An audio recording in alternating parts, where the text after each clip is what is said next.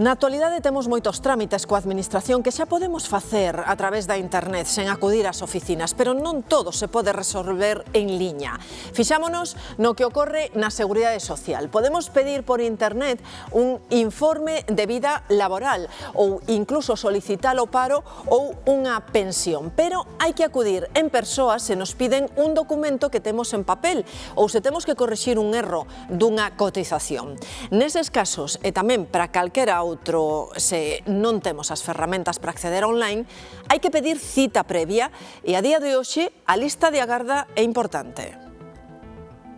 É unha das grandes preguntas do noso tempo. Algúns organismos públicos exixen cita previa como única vía para un trámite presencial. É obrigatoria pro DNI ou en tráfico, aquí agás pros maiores de 65 anos. Tamén para pedir o paro, e pode ser inmediata ou non, dependendo da oficina. Pareceme moi ben que haxa que pedir cita porque é unha forma de que atendante a túa hora e non tes que esperar. Pois a mí me parece moi ben.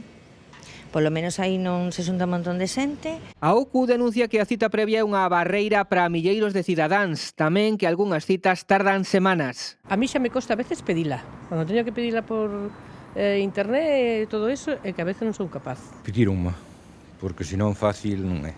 También es entendible que personas mayores pues no entiendan ese tipo de métodos. Hai organismos que non exixen cita previa, pero atenden antes os que a pediron. Outra cousa son os prazos. Vexo que a veces está colapsados o das citas previas e non sei por qué.